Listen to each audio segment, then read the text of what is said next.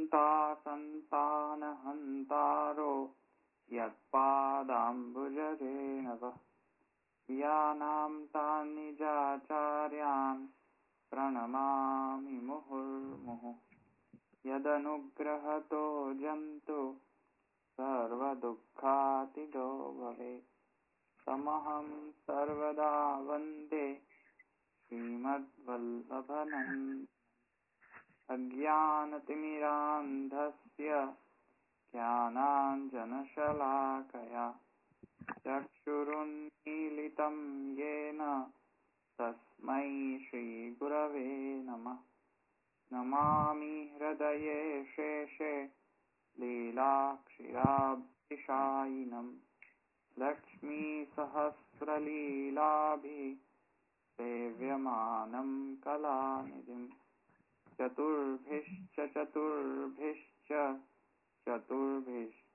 स्त्रिभिस्तथा षड्भिर्विराजते योऽसौ पञ्चधा हृदये मम।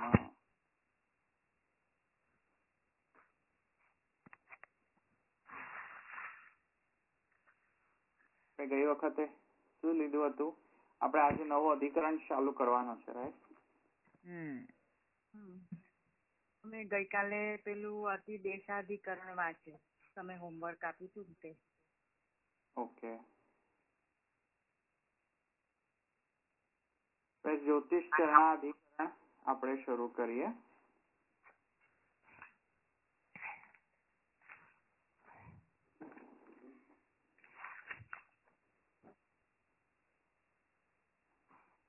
જ્યોતિષ ચરણાધિકરણ પેલા આપણે વેદાંતાધિકરણ માલા લઈ લઈએ, પછી સૂત્ર વૃત્તિ લઈ લઈએ. વૃત્તિ લઈને પછી આપણે ભાષ્ય પર જઈશું.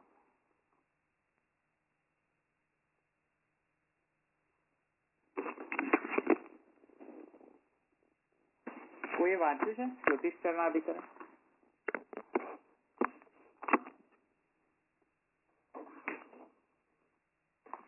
ના, કાલે અમારો ટાઈમ બધો પેલા અધિકરણ વાંચવામાં જતો રહ્યો, એટલે અમારાથી આ જ્યોતિષ ચરણાધિકરણ ના લેવાયું.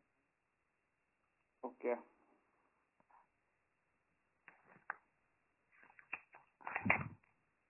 હવે જો વેદાંતાધિકરણમાં આપણે અધિકરણાર્થ આપણે જોઈ લઈએ. અધિકરણના જે પંચાંગ જે છે આપણા નિયમ પ્રમાણે, તો પહેલો અંગ કયો છે? ધવલભાઈ, અધિકરણના 5 અંગ એટલે વિષય, વિષય, પૂર્વ પક્ષ, ઉત્તર પક્ષ અને સંગતિ. હા, બોલો. તો બીજું કયું? વિષય બોલો. પહેલા વિષયમાં ષટકોણ નો સ અને બીજા વિષયમાં નાના હતા ત્યારે એવું બોલતા હતા સકોરા નો સ. હા, વિષયસ્ક બોલો.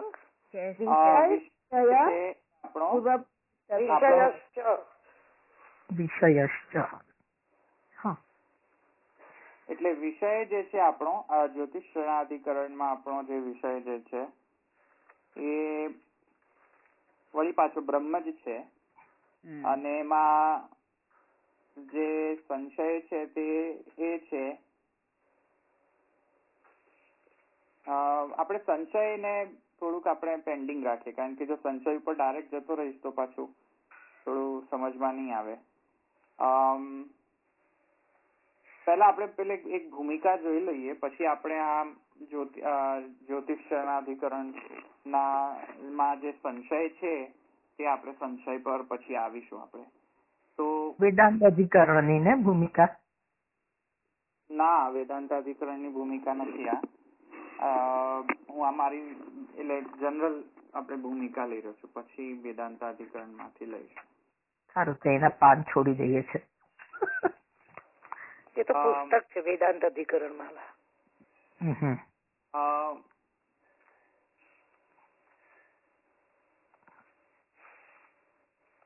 મને લાગે છે પહેલા પણ મેં સમજાવ્યું હતું આ કે મહાપ્રભુજી નિબંધમાં એ આજ્ઞા કરે છે કે શ્રુતૌ નાના વાક્યાનામ એક વાક્યતા નિરૂપિતા. તો એમાં બેઝિકલી એનો મતલબ એ છે કે એક જ તત્વને શ્રુતિઓ નાના પ્રકારથી, નાના એટલે વિવિધ પ્રકારથી એને નિરૂપણ કરે છે. એક જ તત્વને, એક જ બ્રહ્મ તત્વ જે છે એને નાના રૂપેણ જુદા જુદા રૂપથી તે નિરૂપણ કરે છે શ્રુતિ. એનો શ્રુતિનો એ પ્રકારનો એપ્રોચ છે બ્રહ્મને ડિસ્ક્રાઇબ કરવા માટે. તો બ્રહ્મને ડિસ્ક્રાઇબ કરવા માટે શ્રુતૌ નાના વાક્યાનામ એક વાક્યતા નિરૂપિતા. એક જ વસ્તુને જુદા જુદા વિવિધ જુદા જુદા પ્રકારથી, જુદા જુદા પર્સ્પેક્ટિવથી બ્રહ્મનો નિરૂપણ શ્રુતિ કરે છે. એ શ્રુતિઓનો એપ્રોચ છે બ્રહ્મના નિરૂપણમાં.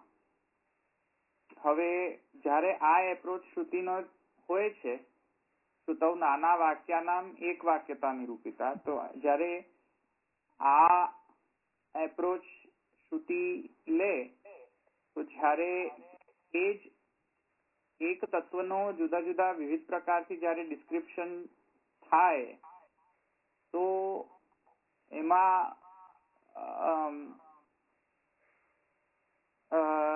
જુદા પ્રકારના બ્રહ્મના સ્વરૂપનું વર્ણન મળે.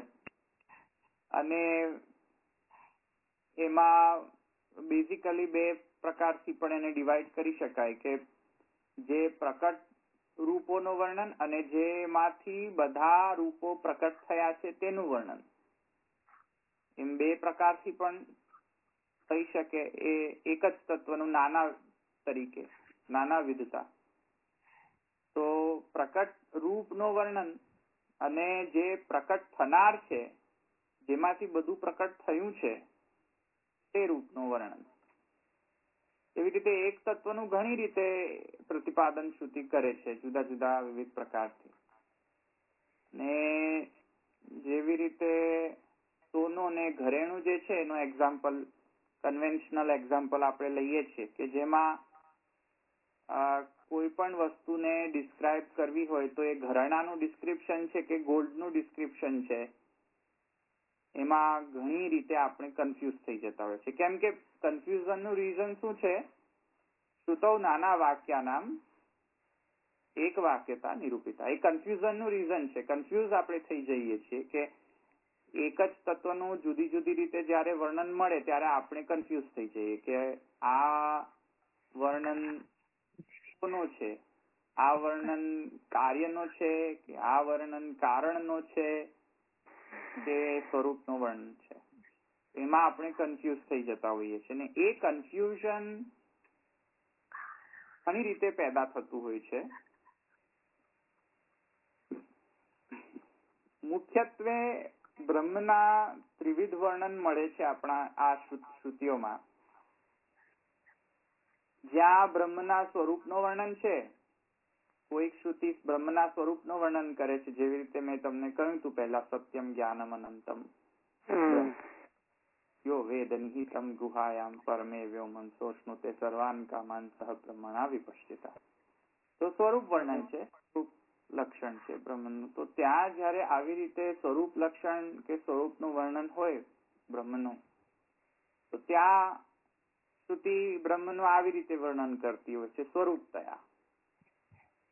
એવી રીતે શ્રુતિ બીજો અપ્રોચ નાનાવિધતા માટે બીજી રીતે પણ એ જ બ્રહ્મને કાર્યલક્ષણ તરીકે પણ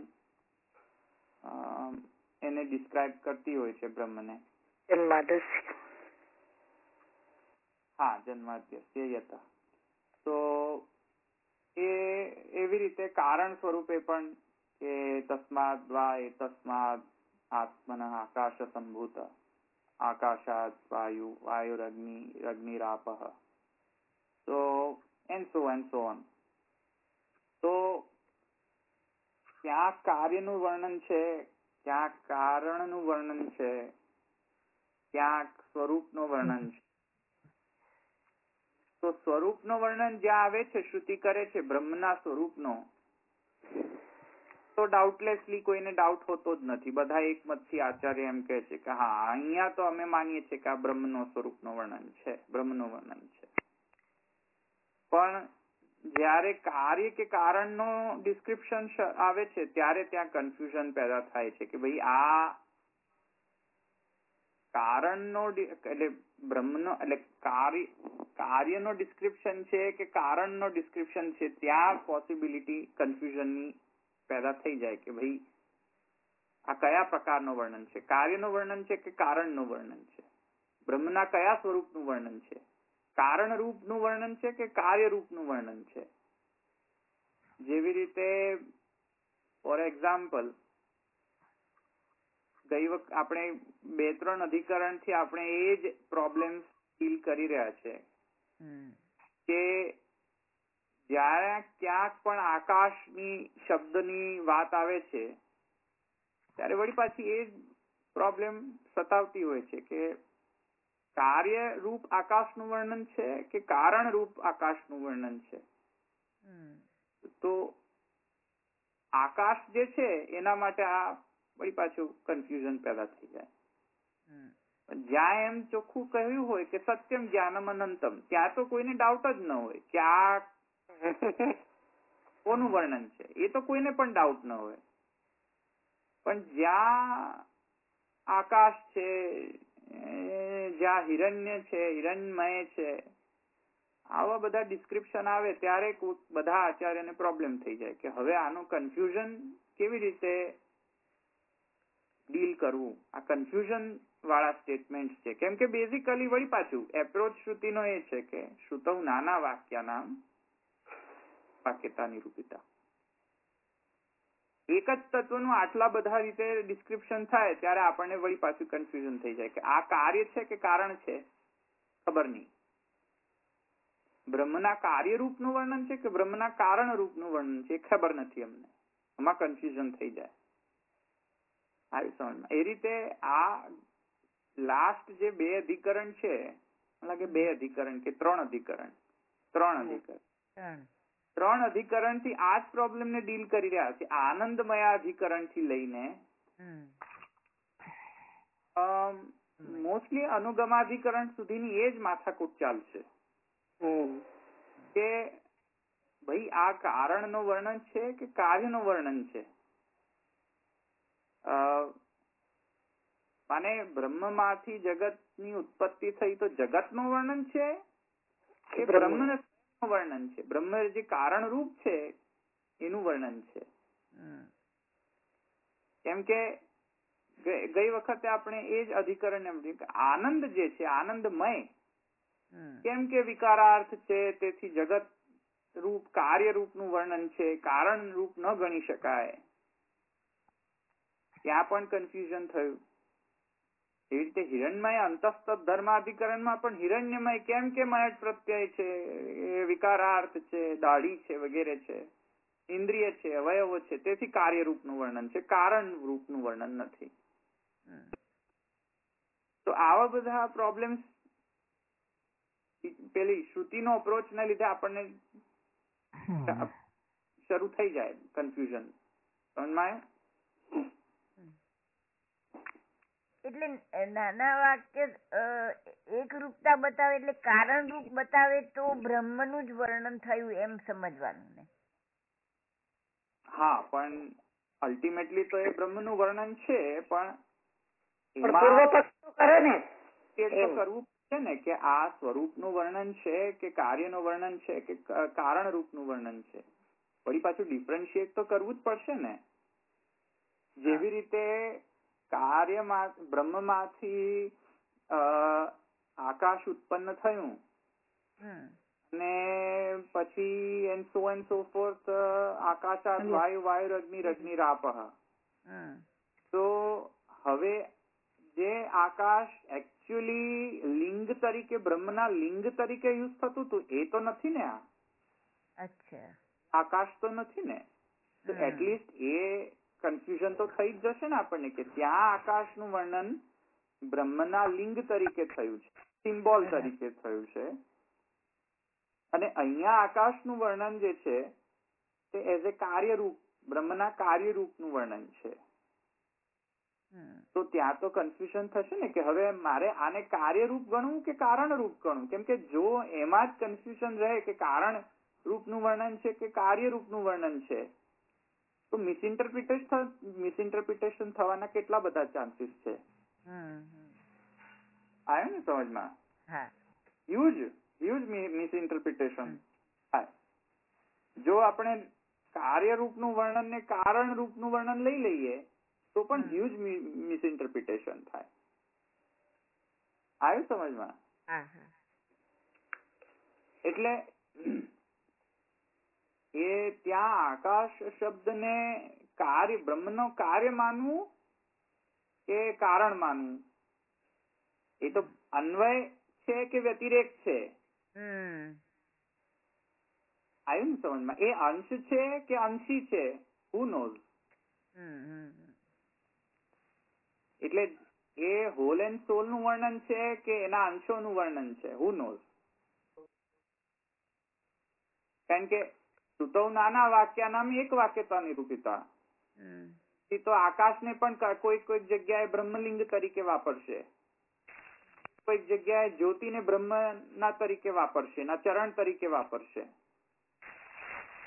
કોઈક જગ્યાએ ઇન્દ્રને પણ બ્રહ્મ તરીકે લેશે. તો હવે મારે એને ઇન્દ્રને દેવ લેવું કે બ્રહ્મ લેવું? દેવ ગણીશું તો કાર્યરૂપનું વર્ણન આપણને લેવું પડશે, ને જો એને બ્રહ્મ તરીકે કારણ તરીકે. બહુ અવાજ આવે છે, કોઈ બેકગ્રાઉન્ડ નોઈઝ છે.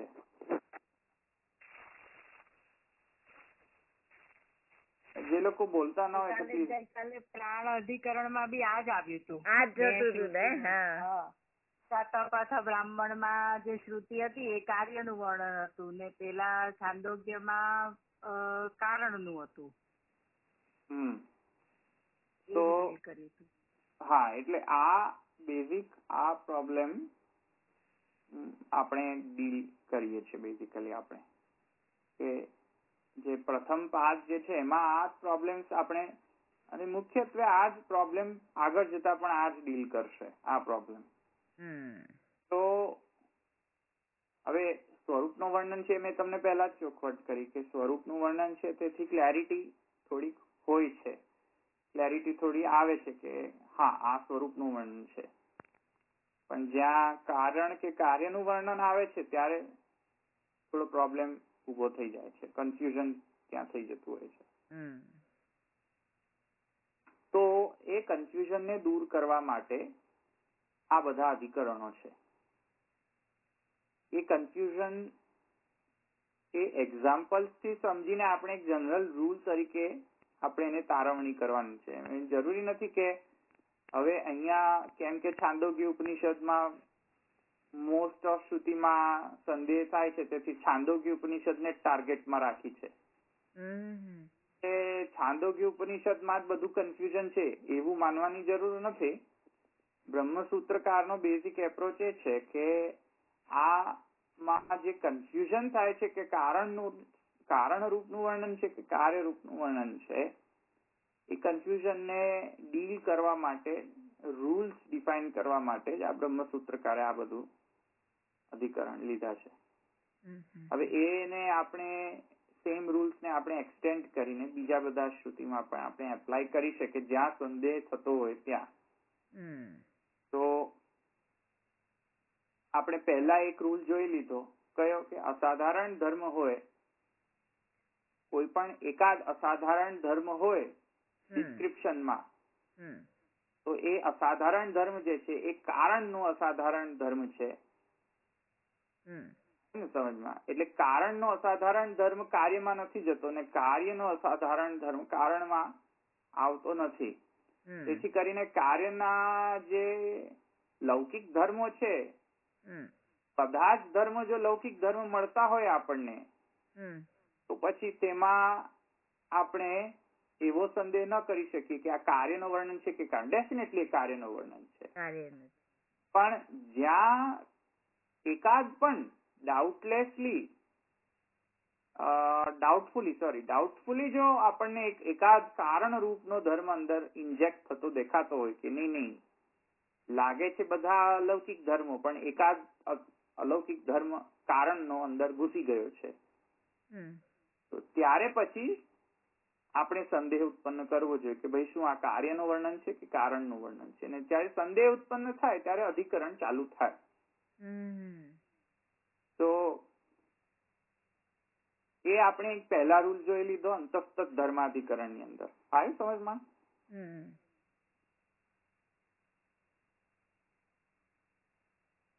હવે અહીંયા જે પ્રોબ્લેમમાં આપણે ડીલ કરી રહ્યા છે કે આજે મેં તમને કહ્યું ને કે આજે કારણ રૂપ અને કાર્ય રૂપનું વર્ણન, તો એમાં જે ચોથા પ્રકારનો જે સંદેહ થાય છે ને, કન્ફ્યુઝન, એ જુઓ તમે. એ પણ શ્રુતિ, કેમ કે પેલું શ્રુતો નાના વાક્યનામ એક વાક્યતા નિરૂપિતા, તો એમાં ચોથી પણ એક પોલિસી શ્રુતિઓ એપ્લાય કરે છે, અને એ શ્રુતિ એ પોલિસી એડોપ્ટ કરે છે કે કાર્યના બાબતમાં કોઈ પણ જાતની હીન દૃષ્ટિ હોય તો એ હીન દૃષ્ટિને મિટાવવા માટે પણ ક્યારેક કાર્યની કે કારણની બ્રહ્મ તરીકેની ભાવના, સ્વરૂપ ભાવના ત્યાં કરવામાં આવતી હોય છે. ઉપાસના, જેને શું કહેવાય? ઉપાસના કહેવાય. મતલબ શું કે શ્રુતિ અમુક વખત શું કરે છે કે એ એકચ્યુઅલી સ્વરૂપનું વર્ણન નથી હોતો, બ્રહ્મના સ્વરૂપનું વર્ણન નથી હોતો, એ એકચ્યુઅલી બ્રહ્મના કાર્યરૂપનો પણ વર્ણન, એકચ્યુઅલી એ સ્વરૂપ વર્ણન નથી હોતો, પણ એ ઉપાસના અર્થે સ્વરૂપ વર્ણન કરતા હોય છે. એટલે કેવી રીતે કે જગત જે ઉત્પન્ન થયું એ જાગતિક તત્વો જે છે એમાં આપણે હીન દૃષ્ટિ ન આવે, આપણે એને હીન ન ગણી લઈએ. કે હીન મતલબ કે મિથ્યાત્વ કે નિરસતા કે કોઈ પણ પ્રકારની જે હીન દૃષ્ટિ આપણે લાવીએ જગત માટે, કે કારણ માટે, કાર્ય માટે કે કારણ માટે, એ હીન દૃષ્ટિને હટાવવા માટે પણ ક્યારેક બ્રહ્મના સ્વરૂપનું વર્ણન થયા એ લોકોનું વર્ણન કરવામાં આવતું હોય છે, અને એને કહેવાય છે ઉપાસના. એટલે બ્રહ્મ તરીકેની ઉપાસના બતાવવામાં આવતી હોય છે. હીન તત્વ તરીકે બતાવે તો એ ઉપાસના માટે બતાવવામાં આવે છે. હું તમને એક એક્ઝામ્પલ આપું તો આ વસ્તુને થોડી ક્લેરિટી આવશે. જેવી રીતે કોઈ ગવર્મેન્ટ ઓફિસમાં આપણે મળવું હોય મિનિસ્ટરને, તો મિનિસ્ટરને તો પહેલા મળાય નહીં, આપણે કોના થ્રુ જઈએ? વાયા એ લોકોના સેક્રેટરી કે એ લોકોના જે પહેલા તો આપણે પીયુનને જ પકડતા હોઈએ છીએ. ચપરાસીને આપણે શું કહેતા હોઈએ છીએ કે ભાઈ તમે તો બોસ છો, તમે તો માલિક છો. આવી રીતે આપણે એને સંબોધતા હોઈએ છીએ, રાઈટ? આ શું થયું? ચપરાસીને એકચ્યુઅલી બોસ કહી દીધું તો બોસ થઈ ગયો ખરો? ચપરાસી મિનિસ્ટર થઈ ગયો? નહીં. પણ છતાં આપણે કહ્યું શું એને કે તમે બોસ છો. પણ આપણે બોસ કહેવાનું કારણ શું હતું? કે આપણને એનાથી મિનિસ્ટર સાથે મીટિંગ થઈ જાય ન કરે કે એના માટે આપણને કોઈ પ્રકારનું સહુલિયત કરી દે. ચપરાસીને બોસ કહ્યું તો ચપરાસી થોડી બોસ થઈ ગયો કહ્યું તેથી. એવી રીતે બોસને જો આપણે ચપરાસી કહી દઈએ તો આ જ રૂલ પકડીને આપણે એમ કહીએ કે ચપરાસીને મેં બોસ કહ્યો હતો કે નહીં, ચલો તો હવે બોસને પણ આપણે ચપરાસી કહી દઈએ, એવું કહેવાય? ના જ કહેવાય. કહેતા ના કહેવાય? ઉઠી એવો રૂલ તો ન ચાલે. ના. પણ ચપરાસીને બોસ કહી શકાય. એવી રીતે કાર્ય બ્રહ્મનો જ કાર્ય છે, તેથી કાર્યને ક્વચિત શ્રુતિઓ એને બ્રહ્મના સ્વરૂપ તરીકેનું વર્ણન બતાવતી હોય છે ઉપાસનાર્થે. ઉપાસનાર્થે. અચ્છા.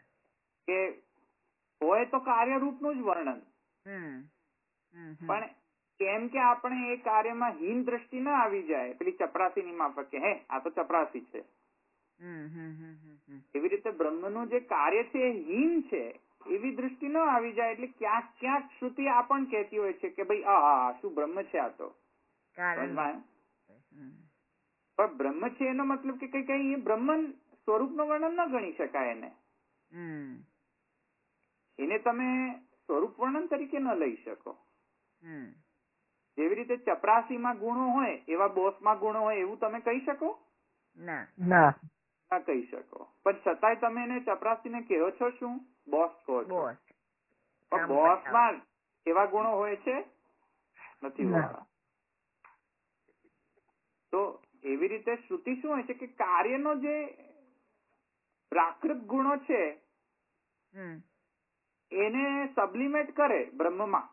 પણ ત્યાંથી કઈ એવું ન ઠરાય કે બ્રહ્મમાં પ્રાકૃત ગુણો છે. એવું થાય? ના થાય. પ્રાકૃત છે એવું કન્ક્લુઝન રીચ થાય? ન થાય ને? ન થાય. અવળું થઈ ગયું એ ન થાય. હા, બોસ ને ચપરાસી કહી દીધું એવું થઈ ગયું ને.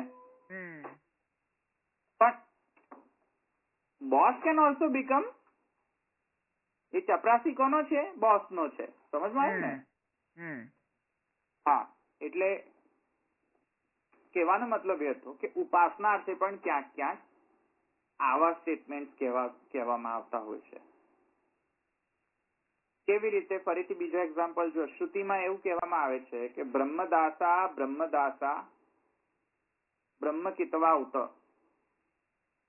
તો બ્રહ્મ જે છે એ આ બધા માછીમારો છે એ બ્રહ્મ છે. આ બધા ચીટર્સ કિતવ એ બધા બ્રહ્મ છે. હવે જયારે આવું કહ્યું કે આ માછીમારો બ્રહ્મ છે અને આ કિતવ એટલે કે ચીટર્સ પણ બ્રહ્મ છે, એનો મતલબ શું કે બ્રહ્મ ચીટર છે? એનો સ્વરૂપ લક્ષણ છે ચીટર હોવાનો? કે બ્રહ્મ મચ્છી મારે છે? સ્વરૂપ વર્ણન લેવો એને? સ્વરૂપ વર્ણન લેવો? સ્વરૂપ વર્ણન ના લેવાય. સ્વરૂપ તો સત્યમ જ્ઞાનમ અનંતમ આવ્યું ને. પછી તમે એમ કહો કે ધવલભાઈ બ્રહ્મ છે, તો એટલે બ્રહ્મ ધવલભાઈ છે? ધવલભાઈ ના ગુણો થઈ અંદર કેવી રીતે આવી જાય? એ રીતે તમે એમ કહો કે આ માછીમારો બ્રહ્મ છે, તો એને સ્વરૂપ ડિસ્ક્રિપ્શન લેવાય, સ્વરૂપનું વર્ણન ન લઈ શકાય ને. બ્રહ્માત્મક હોય તો બ્રહ્મ તો થયા ને. બ્રહ્મ તો થયા, પણ સ્વરૂપ વર્ણન તો ન લેવા શકાય ને. પ્રોબ્લેમ ત્યાં છે કે પ્રોબ્લેમ એ નથી કે બ્રહ્મ છે કે નથી, બ્રહ્મ જ બધું છે, પણ કયા પ્રકારના રૂપનું વર્ણન આવે છે શ્રુતિમાં, પ્રોબ્લેમ એ છે. પ્રોબ્લેમ એ નથી કે શુદ્ધાદ્વૈત સાચો છે કે ખોટો છે, શુદ્ધાદ્વૈત જ છે બધું જ. પણ પ્રોબ્લેમ એ છે કે કયા રૂપનું વર્ણન શ્રુતિમાં કયા સ્ટેટમેન્ટમાં આવી રહ્યું છે. પ્રોબ્લેમ આ છે ને. પ્રોબ્લેમ સ્ટેટમેન્ટ સમજો. પ્રોબ્લેમ સ્ટેટમેન્ટ એ નથી કે શું માછીમારો બ્રહ્મ નથી, છે જ ને, માછીમારો બધા બ્રહ્મ જ છે. પણ એનો મતલબ બ્રહ્મમાં નું સ્વરૂપ વર્ણન ગણી લેવું આને? એ તો ન ગણાય ને. એટલે બ્રહ્મ કઈ માછીમાર નથી. માછીમારોમાં જે ગુણ છે એ ગુણોને આપણે એમ કહીએ કે ચાલો આપણે બ્રહ્મના સ્વરૂપ લક્ષણમાં આ પણ એક વધારો કરી દઈએ કે જે સત્યમ જ્ઞાનમ અનંતમ અને માછીમાર. માછીમાર ના ના આ પ્રાકૃતિક ગુણ ને હા સ્વરૂપ નો તો વર્ણન ન ગણી શકાય ને. ના ના નહીં. બરાબર. હવે તો પછી આ કેમ કહ્યું? તો બીજી પોસિબિલિટી એ થાય કે ઉપાસના અર્થે કહ્યું કે પેલું ચપરાસીને બોસ કેવા જેવું થઈ ગયું કે ચપરાસી એટલે માછીમાર અને બોસ એટલે બ્રહ્મ. આ માછીમારો બધા બ્રહ્મ છે. તો કેવા ખાતર કહ્યું કે ખરેખર બ્રહ્મ છે માછીમારો.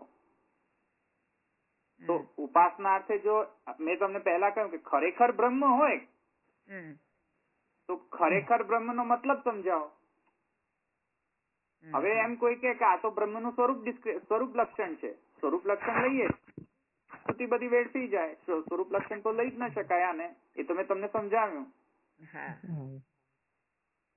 તો પછી આને કાર્ય લક્ષણ કાર્ય સ્વરૂપ નું વર્ણન લેવું કે ઉપાસના અર્થે લેવું? ઉપાસના અર્થે જો લઈએ તો એનો મતલબ એવો થાય કે માછીમાર અને બ્રહ્મ, માછીમારને જો કે બ્રહ્મ કહેવામાં આવ્યું છે પણ છે નહીં, ઉપાસના અર્થે છે, તો પણ દ્વૈત પેદા થઈ જાય વળી પાછું. તો આને શું કેવું? આને લેવું શું? બરાબર. તો આને એ રીતે લેવું કે આને તાદાત્મ્ય ગણવું. એ તમને કહ્યું તું તાદાત્મ્ય. તો આને તાદાત્મ્ય રીતે ગણો કે જે કાંઈ પણ સ્વરૂપ નું વર્ણન ન લઈ શકાય. આ બ્રહ્મ નું સ્વરૂપ વર્ણન નથી. આ બ્રહ્મના કારણ રૂપ નું પણ વર્ણન નથી at the very same time. કારણ કે માછીમારો બ્રહ્મ છે એમાં શું કારણ જણાયું તમને? કારણ રૂપ નું વર્ણન તો આવ્યું નહીં ને કાંઈ પણ. કાર્યરૂપ નું વર્ણન છે એ વાત બરાબર છે, પણ સાથે સાથે આપણે એ પણ સમજવાનું છે કે જસ્ટ કાર્યનું વર્ણન નથી થયું, એ કાર્યને બ્રહ્મ સાથે સરખાવવામાં આવ્યું છે. માછીમાર રૂપ જે કાર્ય છે એને બ્રહ્મ કહેવામાં આવ્યું છે. એનો મતલબ શું કે તાદાત્મ્ય છે, કે ઘરેણું પણ સોનું છે. સમજમાં આવ્યો? એટલે તાદાત્મ્ય થયું ને. ઘરેણું પણ સોનું તો છે જ ને. તેથી કરીને એમ કહીએ કે સોનું બરાબર આ જ ઘરેણું, તો ગણાય એવી રીતે? એવું તો ન ગણાય. સોનું તો કેટલા બધા ઘરેણા થઈ શકે, અનંત નામ રૂપ કર્મ. હવે તમે એ સોનાને એક જ એમાં એને ફિક્સ કરી દો કે સોનું એટલે કે હાર જ. સોનું એટલે હાર કોણે કહ્યું? સોનામાંથી વીંટી પણ બને ને સોનામાંથી બધું જ બને. તો અહીંયા તાદાત્મ્ય એટલે ક્યાંક ક્યાંક સુધી આવી રીતે પણ ડિસ્ક્રિપ્શન કરતી હોય કે ભાઈ માછીમારો બ્રહ્મ છે, તો મારે હવે એને શું ગણવું? સ્વરૂપ વર્ણન ગણવું, કાર્યરૂપ વર્ણન ગણવું, કારણ રૂપ વર્ણન ગણવું કે ઉપાસના અર્થે ગણવું? શું ગણવું? સમજમાં આવ્યું ને? એનું ડિસિઝન લાવવું કેવી રીતે? તો એના રૂલ્સ એન્ડ રેગ્યુલેશન બ્રહ્મસૂત્રકાર કરે છે કે પહેલા તો આપણે જે તત્વનું ડિસ્ક્રિપ્શન છે એમાં બધા લૌકિક ધર્મોનું વર્ણન છે કે નહીં?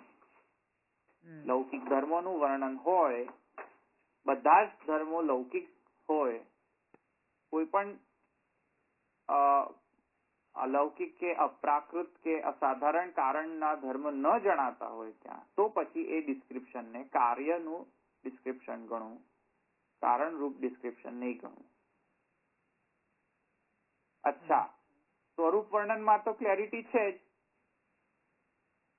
આવ્યું ને સમજમાં? સ્વરૂપમાં તો કોઈ કન્ફ્યુઝન થતું નથી.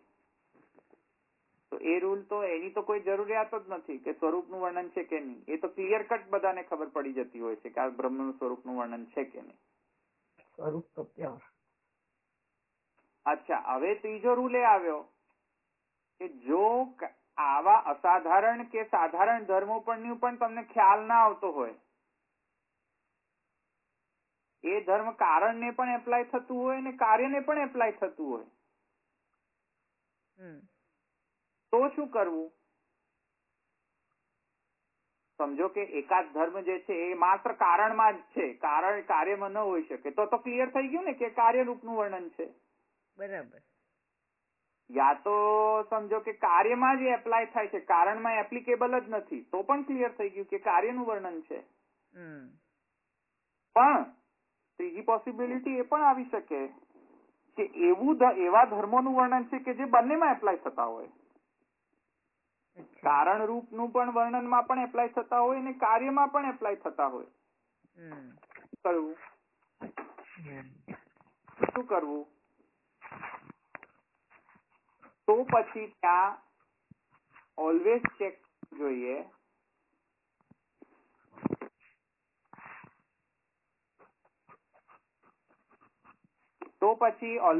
કરવું જોઈએ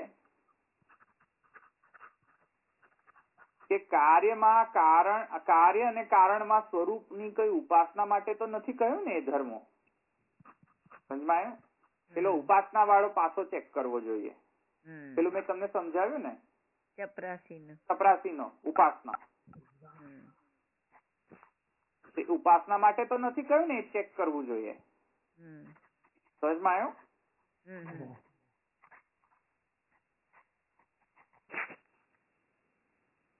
એ રીતે આ રૂલ્સ આપણે ધ્યાનમાં રાખીને આ બધા અધિકરણો જે છે એમાં આ રૂલ્સ એપ્લાય થવા જોઈએ અને એનાથી આપણે ડિસિઝન લાવવું જોઈએ કે કોઈ પણ જાતનું ડિસ્ક્રિપ્શન જે છે તે બ્રહ્મના સ્વરૂપનું વર્ણન છે, બ્રહ્મના કાર્યરૂપનું વર્ણન છે કે બ્રહ્મના કાર્યરૂપનું વર્ણન છે કે બ્રહ્મના ઉપાસનાર્થે વર્ણન છે.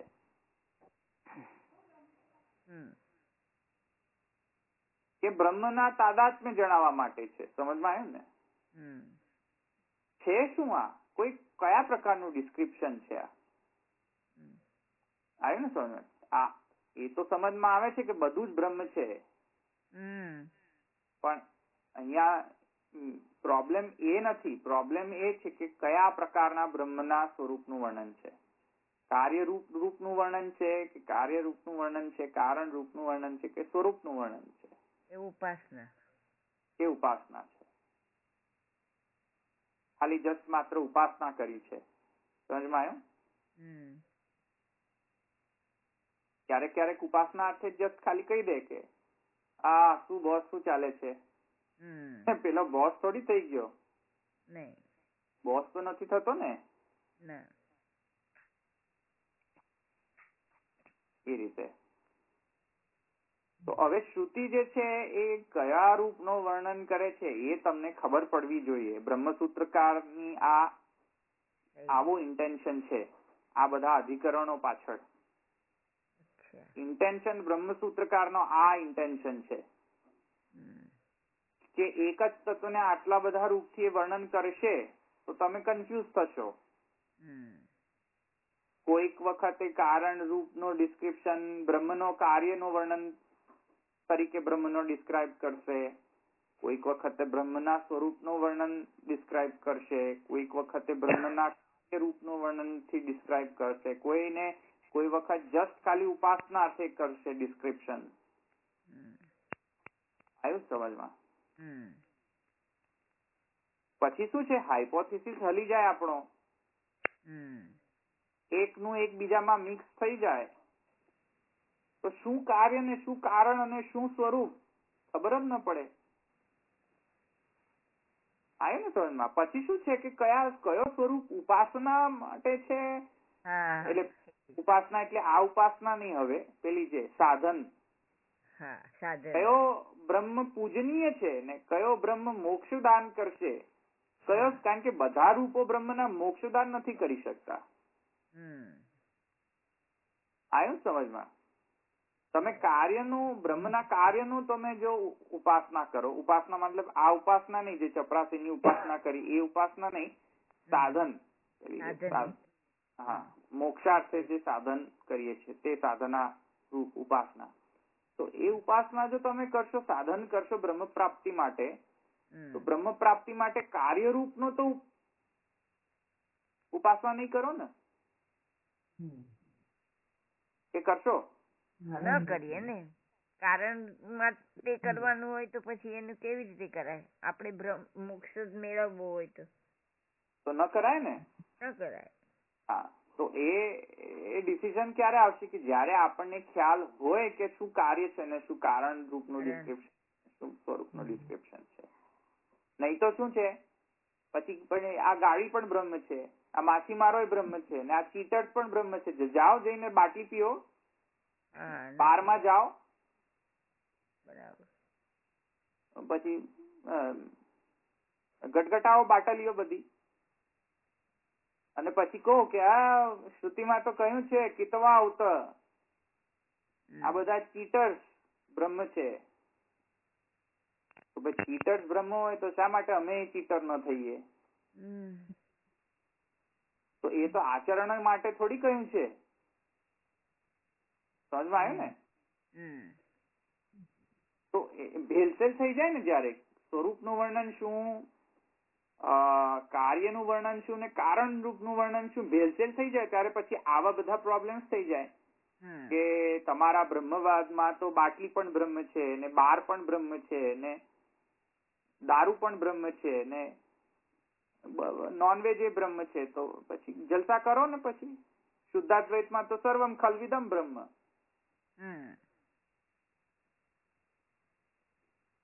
સુવું બ્રહ્મ છે, ને કામ કરવું બ્રહ્મ છે, ને પીવું બ્રહ્મ છે, ને નોનવેજ ખાવું બ્રહ્મ છે.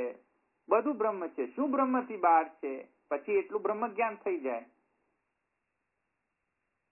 પછી બધું બ્રહ્મ હોય તો પછી કરો. પછી સિગરેટ ફૂંકવું બ્રહ્મ છે, ને કેન્સર થવું બ્રહ્મ છે, ને મરવું બ્રહ્મ છે. પછી તો એ એક્સેપ્ટ કરવું પડે ને.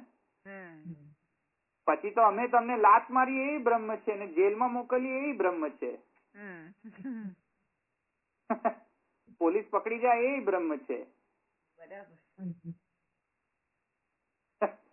પછી દારૂ પીને એક્સિડન્ટ થાય એ બ્રહ્મ છે.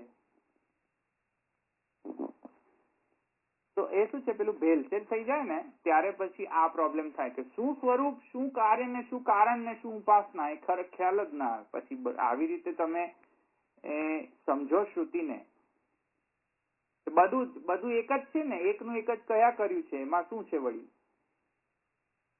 એમાં શું છે વળી? તો પછી ખબર ના પડે કે કયો બ્રહ્મ ઉપાસનીય છે ને કયો બ્રહ્મ નો સ્વરૂપ ઉપાસનીય નથી. પછી ત્યાં વિવેક વાપરવો જોઈએ એવો અર્થ થયો? નહીં, આ તો રૂલ્સ છે ને, મેં તમને કહ્યા ને આ તો રૂલ્સ છે, પણ એ સમજ ના પડે ત્યારે શું તમે કરો? નહીં તો સમજવું પડવું, સમજવા માટે તો હું તમને કહી રહ્યો છું આ રૂલ્સ. હા, તો પછી આ રૂપ નામ વિભેદેન જગત ક્રીડતી એને આમાં એપ્લાય કેવી રીતે કરવાનું? નહીં, એ તો બ્રહ્મવાદ છે ને. હા, બ્રહ્મવાદ ની અંદર પણ એક સમજો, બ્રહ્મવાદ એટલો પર્યાપ્ત નથી. અચ્છા. બ્રહ્મવાદ માં શું છે કે તમે જો બ્રહ્મવાદ સમજતા હો કે સર્વમ ખલવિદમ બ્રહ્મ, તો પછી મેં તમને કહ્યું ને આવો ઘોટાલો પણ થઈ જાય ને. બ્રહ્મવાદ કેટલો બધો સ્ટ્રોંગ છે એનો જો. આ સેન્ટિમેન્ટમાં બ્રહ્મવાદ કેટલો સ્ટ્રોંગ છે. એ દારૂ બ્રહ્મ છે ને. હા, બધું એક રીતે બરાબર છે, એ બધું છે જ ને. છે જ ને. હા, એ તો પણ આચરણમાં કેટલું મુકાયું? કઈ નહીં. એ જ ને. સમજ એની બરાબર છે, પણ ઇમ્પ્લિમેન્ટેશન તો એવું ના થાય ને. ન થાય. જયારે લોકમાં આપણે રહેતા હોઈએ, બ્રહ્મવાદાનુસારીની જ્ઞાન જે છે એ તો બરાબર છે, હોવું જોઈએ બ્રહ્મ જ્ઞાન. પણ બ્રહ્મ જ્ઞાન પ્રમાણે આચરણ કેટલું મૂકવું એ તો પછી ઇવેલ્યુએશન કરવું પડે ને એનો. સારું હોય એમાં બ્રહ્મવાદ ને, નરસું હોય એમાં બ્રહ્મવાદ નહીં. તો એટલે દારૂ પીવાનું સારું લાગે તો બ્રહ્મવાદ, કેન્સર થાય ત્યારે બ્રહ્મવાદ નહીં. આવ્યું ને સમજમાં? એવું તો ના ચાલે ને. એવું ના ચાલે. બરાબર. ત્યાં કોઈક સ્વરૂપને, કોઈક વર્ણનને સ્વરૂપનું વર્ણન થયા આપણે સમજવું પડશે. કોણ સ્વરૂપ છે? કોણ સ્વરૂપ નથી, કોણ કાર્ય રૂપનું વર્ણન છે ને કોણ કાર્ય રૂપનું વર્ણન છે. નહીં તો પછી શું થશે કે પેલું કાર્યના અસાધારણ ધર્મો કારણની અંદર ઘૂસી જશે. ઘુસેડતાની સાથે જ બ્રહ્મ ખરાબ થઈ રહ્યો છે ને. બરાબર બરાબર બરાબર. એવી રીતે કાર્યના અને કાર્યના જે ધર્મો છે સ્વરૂપમાં ઘુસેડી દઈએ તો પણ ગરબડ ગોટાળો થઈ જશે ને. સ્વરૂપમાં ના ઘુસેડી શકાય ને. કે રીતે ઘુસેડશો તમે સ્વરૂપ જ ન રહે ને. સત્યમ જ્ઞાનમ અનંતમ બ્રહ્મનું સ્વરૂપ જ આખું બદલાઈ જાય ને. હા, પછી તમારી બ્રહ્મની ડેફિનેશન જે છે સ્વરૂપ લક્ષણ બ્રહ્મનો એ જ આખું ખોટું થઈ જાય. બરાબર. તો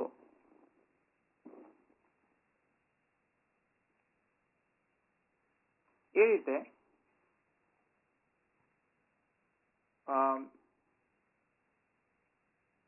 જ્યોતિ રૂપ પરમાત્માનું વર્ણન છે અહીંયા જ્યોતિષ ચરણાધિકરણની અંદર. અને બેઝિક પ્રોબ્લેમ જે સૂત્રકાર ડીલ કરી રહ્યા છે કે જ્યોતિ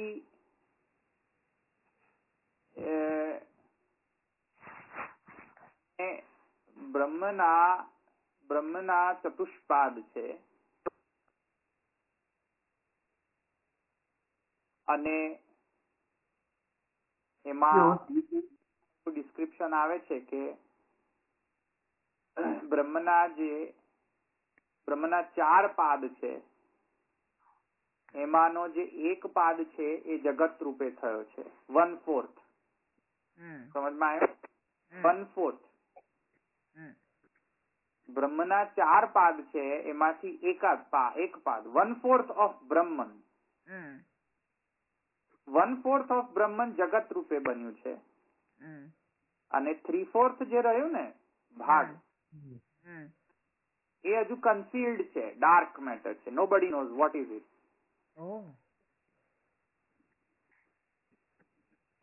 જગત અને જેટલું જગત રિવીલ્ડ છે એ પણ આપણને તો ખ્યાલ જ નથી. આપણે તો જગતના એક ટાઈનીએસ્ટ પાર્ટિકલ હશું હજુ તો. જગત કેટલું છે તો નોબડી નોઝ હજુ તો. પાદ એનો એક પાદ કેટલો છે એ જ કોઈને ખબર નથી.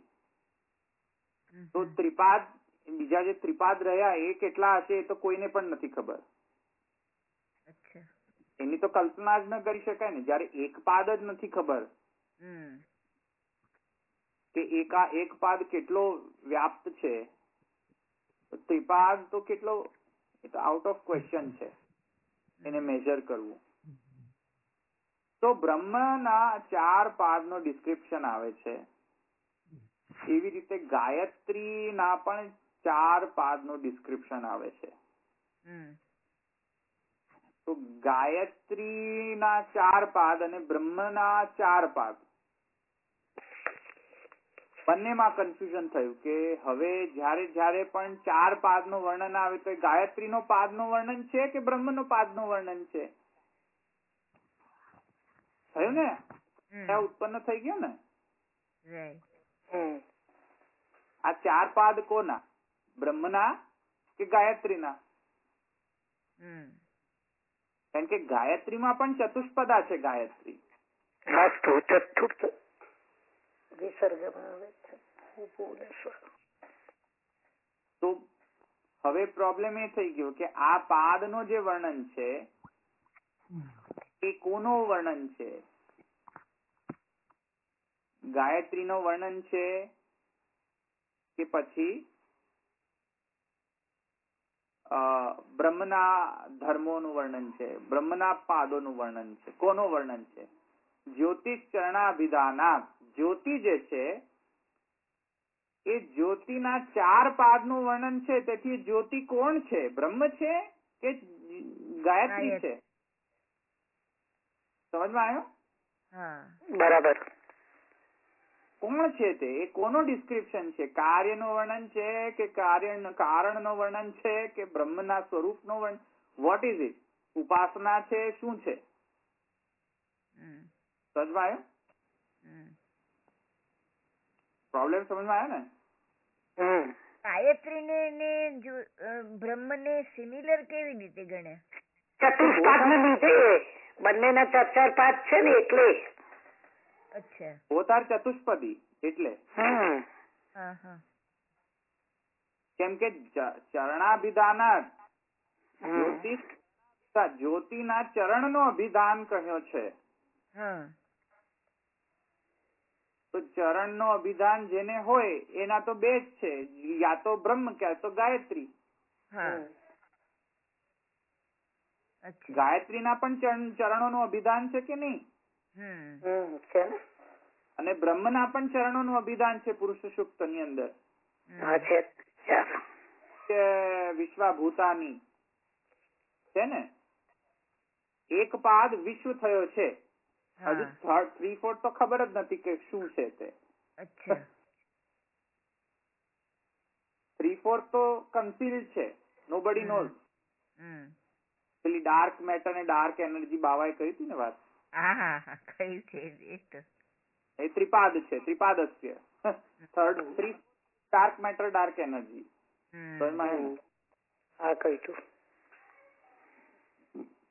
એ તો કોઈને ખબર જ નથી. બરાબર. તો હવે કન્ફ્યુઝન થયો કે આ જ્યોતિષ ચરણાભિધાનાર્થ વોટ એ કોનો ડિસ્ક્રિપ્શન છે? બ્રહ્મના ચતુષ્પાદ નો વર્ણન છે કે ગાયત્રી ચતુષ્પદી નો વર્ણન છે? સંશય ક્લિયર થયો? બ્રહ્મના જેમ 3/4 નથી ખબર એવું ગાયત્રીના પણ 3/4 ખબર નથી. એ આવશે, એ અધિકરણમાં આવશે. અચ્છા. તો એટલે એને સિમિલારિટી ગણાવી એટલા માટે કહું છું. એ આવશે એ તો, પણ પેલા ક્વેશ્ચન સમજી જાઓ. પેલા એમ સમજણ પડી. સંશય સમજો કે આ કાર્યનો વર્ણન છે, કારણનો વર્ણન છે કે સ્વરૂપનું વર્ણન છે? સ્વરૂપનું વર્ણન. તો શું છે આ? અને ચોથો પક્ષ મેં તમને કહ્યું તો ઉપાસના. ઉપાસના છે. તો સંશય ક્લિયર થઈ ગયો? પૂર્વ પક્ષ એમ કહે છે કે આ ચતુષ્પદ છે તે ગાયત્રી છે. પૂર્વ પક્ષ એમ કે છે કે આ જ્યોતિ જે પ્રાકૃત જ્યોતિનું વર્ણન છે, તેથી ગાયત્રીનો ચતુષ્પાદ છે. અને ઉત્તર પક્ષ સિદ્ધાંત પક્ષ એમ કહે છે કે આ બ્રહ્મના ધર્મો રૂપ પાદોનું વર્ણન છે, તેથી જ્યોતિ બ્રહ્મ છે. સમજમાં આવ્યું? આ સિદ્ધાંત પક્ષ છે. એનું જસ્ટિફિકેશન નેક્સ્ટ કાલે આપણે જોઈશું કે આપણે અધિકરણ માલા આપણે જોશું, પછી સૂત્ર વૃત્તિ જોઈ લઈશું ને પછી આપણે ભાષ્ય ચાલુ કરશું. એટલે એનું જસ્ટિફિકેશન પણ આપણે જોઈશું તેની સાથે સાથે. સંગતિ, જસ્ટિફિકેશન એટલે સંગતિ. ઓકે, અહીં સુધી સમજમાં? આ બાવાનું ડિસ્ક્રિપ્શન છે, આ મેં નથી ડિસ્ક્રાઇબ, એટલે મારી જાતનું ડિસ્ક્રિપ્શન નથી. મેં બાવાને પૂછ્યું હતું, બાવાનું મેં લખી દીધું હતું, એ લખેલું હું બોલી ગયો છું. હા, એટલે ઇટ્સ નોટ માય ડિસ્ક્રિપ્શન. જ્યોતિ કેવી રીતે આવી? જ્યોતિ એટલે જ્યોતિના એટલે બ્રહ્મ જ્યોતિના તે બ્રહ્મ કહ્યું અને બ્રહ્મના 4 પાદ થયા, એવા ગાયત્રીના 4 પાદ છે. એટલે પ્રોબ્લેમ તો એ તમને કાલે સમજાવશે વ્યવસ્થિત. ઓકે. એટલે છાંદોગ્ય ઉપનિષદમાં આ શંકા આવી રહી છે કે અથ યદતઃ પરો દીવો જ્યોતિર્દીપ્યતે વિશ્વતઃ પૃષ્ઠેષુ સર્વતઃ પૃષ્ઠેષુ અનુવૃત્તેષુ ઉત્તમેષુ લોકેષુ. આ શ્રુતિની અંદર આ પ્રોબ્લેમ આવી રહ્યો છે કે અથ યદતઃ પરો દીવો જ્યોતિર્દીપ્યતે. તો આ જ્યોતિ જે છે કઈ છે? અથ યદતઃ પરો દીવો જ્યોતિર્દીપ્યતે, તો એમાં આ જ્યોતિ કઈ જ્યોતિ, કોનું ડિસ્ક્રિપ્શન છે એ તો સમજમાં આવવું જોઈએ ને. બરાબર. કઈ જ્યોતિ છે આ? વિશ્વતઃ પૃષ્ઠેષુ સર્વતઃ ઉત્તમ અનુત્તમ લોકમાં પ્રકાશે છે. અરે ભાઈ, ક્યાં પણ કોણ છે આ? કયા સ્વરૂપનું વર્ણન છે? બ્રહ્મના કાર્યનું વર્ણન છે કે કારણનું છે કે સ્વરૂપનું વર્ણન છે? શું છે આ? આ એટલે અહીંયા જ્યોતિ આવ્યું છે. અચ્છા. આ અહીંયા જે જ્યોતિનું ડિસ્ક્રિપ્શન છે હમ. એની સંગતિ ચતુષ્પાદ સાથે થઈ છે કે આ જ્યોતિને બીજા બધા અન્ય શ્રુતિઓમાં 4 પાદ કહ્યા છે. અચ્છા. હવે એ 4 પાદ ની 2 ઓપ્શન છે. યા તો એ 4 પાદ જે છે તે ગાયત્રીના હોય, યા તો એ 4 પાદ બ્રહ્મના હોય. હમ. હવે ગાયત્રીના પક્ષે લો 4 પાદ, તો એ ગાયત્રી શું છે? એ ગાયત્રી કોઈ દેવી નથી. આ અહીંયા જે પેલા ખબર નહીં પેલા દેવીઓ વાળી નહીં, ગાયત્રી યજ્ઞ કરે છે એ નહીં. મહાપ્રભુ જે ભાષ્ય કર્યું છે એ ગાયત્રી, જેમાંથી ઉત્પત્તિ થઈ છે એ. આ જે શ્રીરામ શર્મા, ના ના ના હું એમની વાત નથી કરતો. શ્રીરામ શર્મા શર્મા વાળી નહીં એમ કહું છું. આ પેલા હરિદ્વારમાં છે ને એમનું. હા, એ તો યજ્ઞો કરે છે મોટા મોટા. હજી આજે પરમ દિવસે શાલોટમાં યજ્ઞ છે એ ગાયત્રીનો. હું શોધું છું. શર્મા છે એમના ગુરુદેવનું હા, નામ. શ્રીરામ શર્મા હા, અને સીતાબેન શર્મા. એ ગાયત્રીને દેવી તરીકે પ્રોજેક્ટ કરે છે, પણ it is not. It is not. લોકો કેટલા બધા અનુયાયીઓ છે એમના. બળવદોની પ્રતિમા બેન. ગાયત્રી ઇઝ નોટ ધ દેવી. જે લોકો જે રીતે એ લોકો પ્રોજેક્ટ કરે છે ગાયત્રી માતા ના ચિત્રથી, યજ્ઞો કરે છે. ગાયત્રી જે છે તે છંદ છે, બેઝિકલી મીટર છે, બટ મોર ધેન ધેટ. અને જે ગાયત્રીની ઉપાસના, ગાયત્રી મંત્ર જે છે તે એવું માને છે કે ગાયત્રી મંત્ર જે છે બ્રહ્મનો ન થઈને ગાયત્રી દેવીનો મંત્ર છે, વિચ ઇઝ અગેન રોંગ. ઓમ ભૂર્ભુવઃ સ્વઃ એ છે તે ને. હા, એ જે 24 અક્ષર વાળો. તો હા, એટલે એ એમની જે મેથોડોલોજી છે લેફ્ટિસ્ટ જેવી છે. It is not as per વેદાનુકૂળ. વેદાનુકૂળ નથી તે. યા એ વેદાનુકૂળ નથી તે. એમને મિર્ચી લાગી જાય છે એમ કહીએ કે વેદાનુકૂળ નથી, કારણ કે વળી પાછા એ જ એમ કે અમે વેદને અનુસરીએ છીએ. પણ વેદને અનુસરો છો, પણ વર્ણાશ્રમ ધર્મ ક્યાં છે? વેદને એવી રીતે થોડી અનુસરો કે તમે જાતે ને જાતે ઇન્ટરપ્રિટેશન કરવાનું શરૂ કરી દો. અને દરેક નાથના યજ્ઞો કરે, પાછા બધા માણસો યજ્ઞો કરે. એ તો સ્ત્રીઓ યજ્ઞ કરે ને બાળકો યજ્ઞ કરે, નાના બાળકો યજ્ઞ કરે ને બધા યજ્ઞ કરે. અને યજ્ઞો પવિત્ર નહીં, કશું નહીં. તો એમાં શું છે કે એ લોકોનો વર્ણાશ્રમ ધર્મ પ્રમાણે નથી. એ લોકો બધાને છૂટછાટ આપેલી છે. હવે છૂટછાટ આપેલી છે જેમ બાવાએ કહ્યું ને સર્વોત્તમ સ્તોત્રમાં. આ સર્વોત્તમ સ્તોત્રમાં કેટલું બાવાએ સમજાવ્યું? ભક્ત્યા ચારોપદેષ્ટા છે, એમાં કેટલું સમજાવ્યું? તો એમાં ભક્ત્યા ચારોપદેષ્ટા છે, અને પેલા એમાં પણ લિંગ અને અંગમાં સાધન પ્રકરણની અંદર વિરહાનુભવે.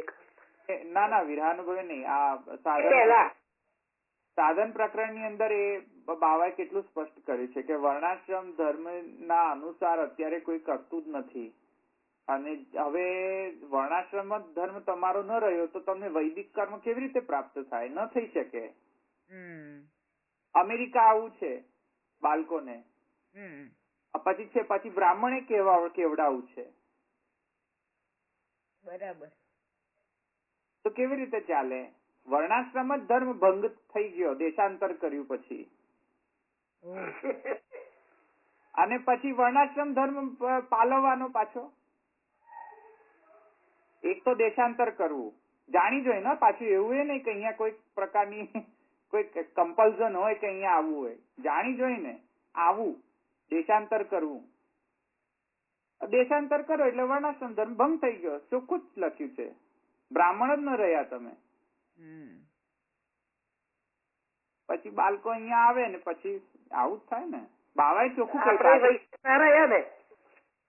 મારા સ્ટેટમેન્ટ નથી. હા, પાછા વળી પાછી એમને કે ધવલભાઈએ પોતાની જાતે બાવાએ ચોખ્ખું વચનામૃતમાં કહ્યું છે. આપણે વૈશ્ય ના રહ્યા ને, કોઈ ના રહ્યો. શૂદ્ર થી આપણે વર્ણાશ્રમ ઇતર છીએ. આપણે કોઈ પણ નથી. શૂદ્ર પણ ન ગણી શકાય. આપણે એક શૂદ્ર વર્ણાશ્રમ- છે. હવે એવું તો દેશાંતર નથી કરતા ત્યાં બી વર્ણાશ્રમ નથી રહ્યો. હા તો એ બરાબર. દેવલક ખાય છે પછી કઈ રીતે દેશાંતરની જરૂર નહીં. હા હવેલીમાં બેઠા બેઠા જ બ્રાહ્મણત્વનો ભંગ થઈ જાય છે. ત્યારે પછી પ્રસાદ લો દેવલકનો, તમે આમે શુદ્ર થઈ ગયા. હા દેવનું ગ્રહણ કરો તમે એટલે તો ગયા સાવ કામથી. તો કામથી જ ગયા ને. દેવલકત્વ આવી ગયું. દેવલકત્વ આવી ગયું એટલે પતી ગયું તમારું. આ વર્ણાશ્રમ ધર્મ જ ન રહ્યો ને. હવે વર્ણ જ ન રહ્યો ને આશ્રમ ન રહ્યો તો વર્ણાશ્રમ ધર્મ કેવી રીતે રહ્યો? એક્ઝેક્ટલી. ધર્મ જ ન રહ્યો તો તમે બ્રાહ્મણ કેના અને તમે ક્ષત્રિય કેના? પછી જાણી જોઈને દેશાંતર કરવું હોય પાછું. અને એવું નહીં કે એકાદ વખત તમે કહો છો ને કે શુદ્ર થી નિમ્ન જાતિ થઈ ગઈ તો બધું વર્ણાશ્રમ ઇતર થઈ ગઈ. વર્ણાશ્રમ ધર્મ ની અંદર જ ન રહ્યું. શૂદ્ર ઇઝ વન કાઇન્ડ ઓફ વર્ણ. હા હું તો એમ કહી રહ્યો છું કે વર્ણ થી બહાર જતું રહ્યું છે. શૂદ્ર થી પણ જય ગુજરાત.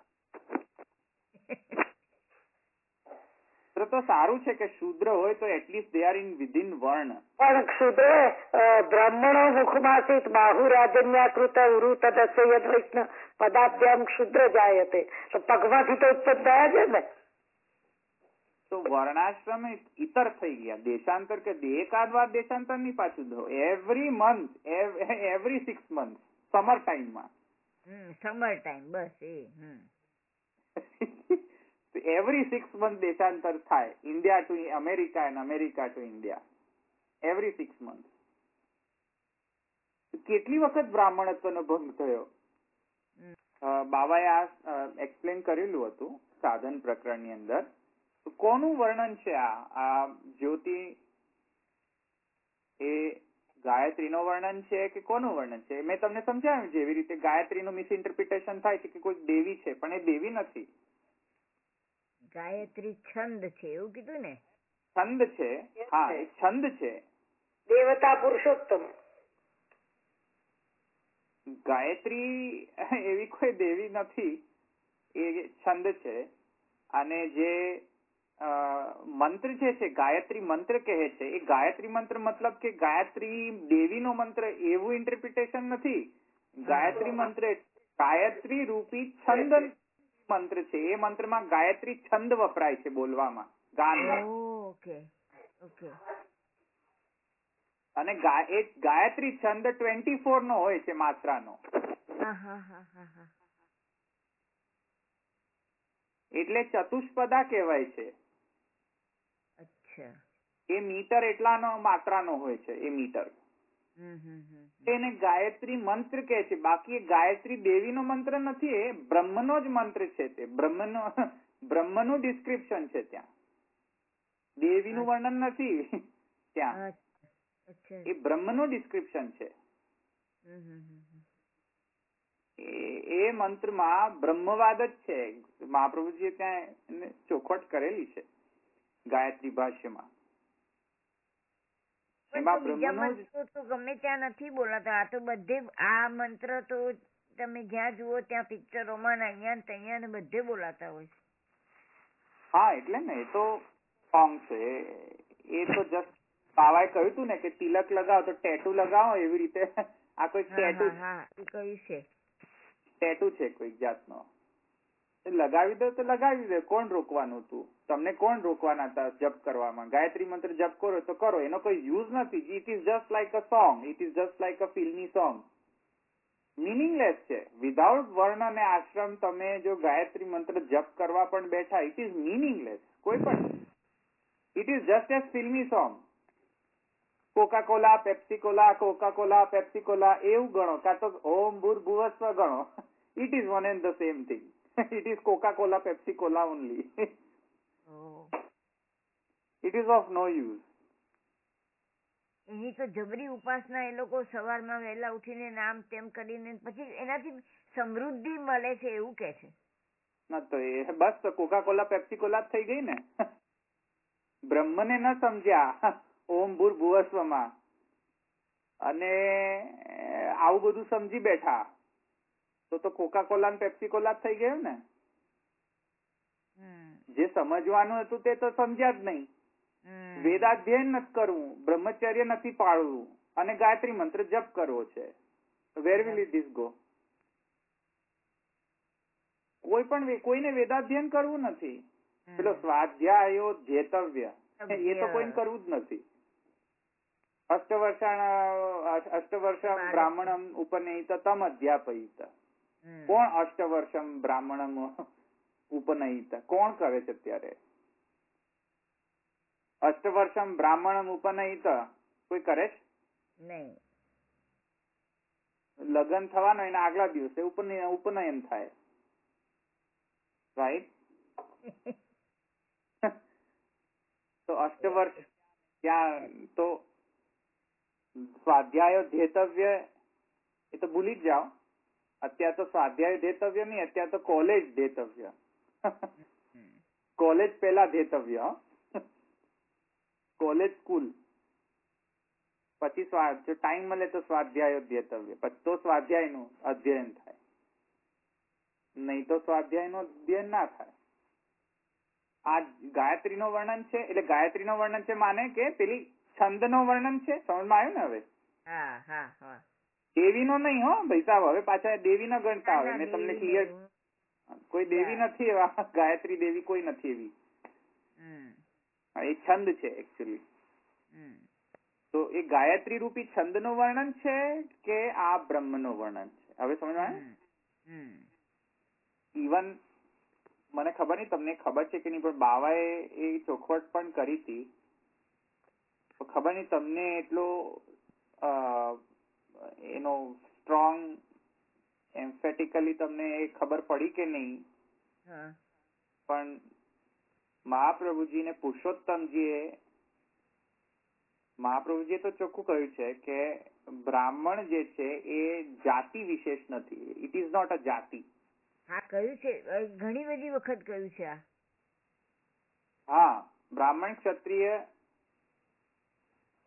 વૈશ્ય, શૂદ્ર એ જાતિ નથી. તમે જે ધર્મ પાડો એના પ્રમાણે. હા, જાતિ મતલબ કે શું? કે અમારા બાપના બાપના બાપના બાપ કોણ હતા એ અમે. હા, એ જાતિ થઈ. એ જાતિ થઈ. મહાપ્રભુજી શું કે છે? બ્રાહ્મણ એ જાતિ નથી. સમજમાં?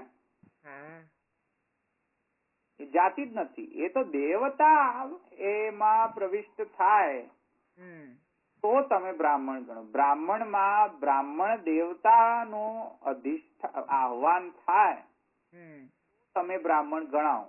જાતિ નથી એ. એવી રીતે ક્ષત્રિયમાં ક્ષત્રિય રૂપી દેવતા જે છે એ એન્ટર થાય, એના ધર્મો આવે તો તમે ક્ષત્રિય ગણાવો. એ જાતિ નથી. મારા પિતા બ્રાહ્મણ એટલે હું બ્રાહ્મણ. Is not like.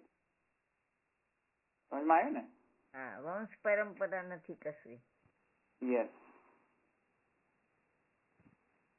બ્રાહ્મણત્વ દેવત્વવાદ પુરુષોત્તમજી નો ગ્રંથ છે, એમાં આને ચોખવટ કરે છે. જેને રેફરન્સમાં જોવું હોય ને, બ્રાહ્મણત્વ દેવત્વવાદ, એમાં પુરુષોત્તમજી આને સારી રીતે ખુલાસો કર્યો છે.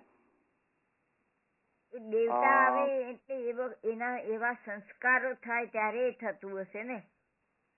હા, એમાં પુરુષોત્તમજી એની વિશેષ ચર્ચા કરેલી છે ત્યાં એ ગ્રંથમાં. બ્રાહ્મણત્વ દેવત્વવાદ, આઈ થિંક એ અવતાર વાદાવલીની અંદર એમાંનો જ એક વાદ છે, યા તો પછી પ્રસ્થાન રત્નાકર નહીં, અવતાર વાદાવલીનો જ એક ભાગ છે તે. આઈ થિંક વાદાવલીનો જ છે ભાગ. બ્રાહ્મણત્વ દેવત્વવાદ છે તે. જો તમારે રિફર કરવો હોય તમે કોઈક વખત વાંચજો.